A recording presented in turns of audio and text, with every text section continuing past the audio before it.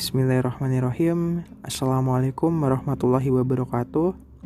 Alhamdulillah, pertama-tama marilah kita panjatkan rasa puji dan syukur kita atas kehadirat Allah Subhanahu wa Ta'ala, yang karena rahmat serta hidayahnya kita masih diberi kesempatan untuk terus belajar mengenai agama Islam. Kedua kalinya sholawat serta salam semoga tetap tercurah limpahkan kepada Nabi Muhammad SAW yang telah membawa kita dari zaman kegelapan menuju zaman yang terang benderang, yakni agama Islam. Alhamdulillah, di podcast episode 15 ini kita akan berkisah dengan kisah yang berjudul Ganti yang Lebih Baik dari Allah. Al-Qadhi Abu Bakar bin Abdil Baqi bin Muhammad Al-Bazar Al-Ansari pernah berkata, "Saya menetap di kota Mekah. Semoga Allah Subhanahu wa Ta'ala memeliharanya. Suatu hari saya merasa sangat lapar. Saya tidak mendapatkan apa-apa untuk menghilangkan rasa lapar.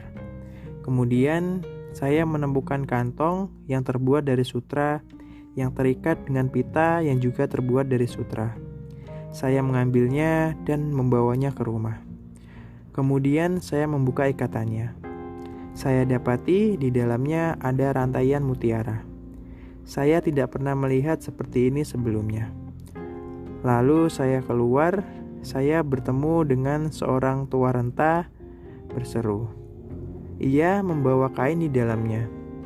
Ada 500 dinar. Ia berkata, 'Ini untuk orang yang mengembalikan kantong kepada kami. Kantong itu berisi mutiara.' Saya berkata dalam hati, 'Saya membutuhkannya. Saya lapar. Jika saya mengambil emas ini, saya bisa menggunakannya. Saya akan mengembalikan kantong itu.'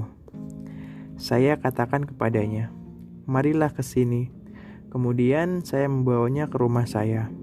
Ia sebutkan tanda-tanda kantong dan pita yang ada pada kantong itu, tentang mutiara dan jumlahnya, juga tentang benang yang mengikatnya. Kemudian saya mengeluarkannya dan menyerahkannya kepada orang tua itu. Kemudian ia menyerahkan 500 dinar kepada saya.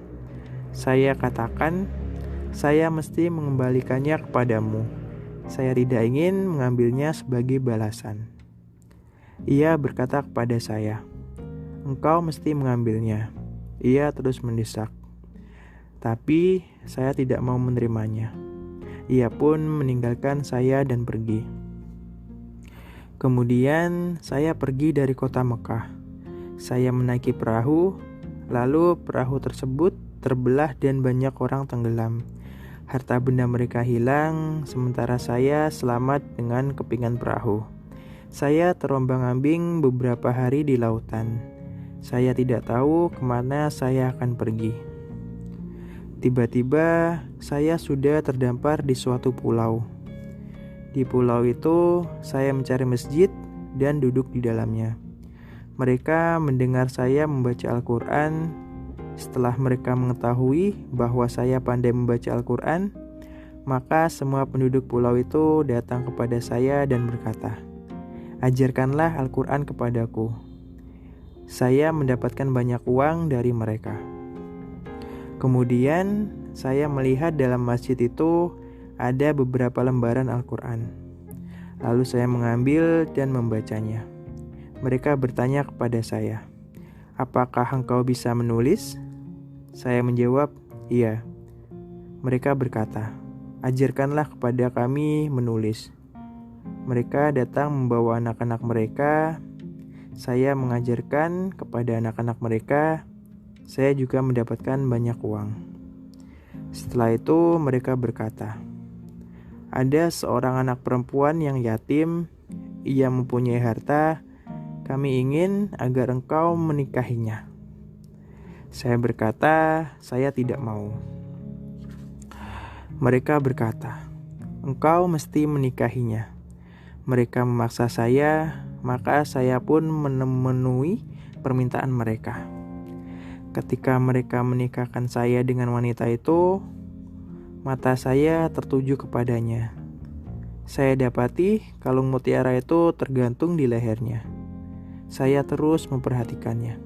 Mereka berkata, "Wahai Tuan, engkau menyakiti hati wanita ini dengan pandanganmu seperti itu ke arah kalungnya. Mengapa engkau tidak memperlihatkannya?" Lalu saya menceritakan kisah antara saya dan kalung itu. Mereka meneriakkan takbir hingga ke seluruh penduduk pulau itu. Saya bertanya kepada mereka, "Ada apa dengan kamu?" Mereka menjawab, "Orang tua pemilik kalung mutiara itu adalah ayah dari wanita ini. Ia pernah berkata, 'Saya tidak pernah bertemu dengan seorang muslim di dunia ini yang lebih bertakwa daripada orang yang mengembalikan kalung ini kepada saya.' Sepulang haji, ia terus berdoa, 'Ya Allah, pertemukanlah saya dengannya hingga saya menikahkan putriku ini.' Sekarang peristiwa itu telah benar-benar terjadi.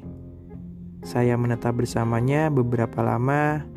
Saya mendapatkan 2 orang anak laki-laki. Kemudian ia meninggal dunia. Ia wariskan kalung mutiara itu kepada saya dan kedua anak laki-laki saya. Kemudian 2 anak laki-laki itu meninggal dunia. Kalung itu menjadi milik saya. Lalu saya menjualnya seharga 100.000 dinar. Harta yang kamu lihat ini adalah sisa-sisa dari harta itu.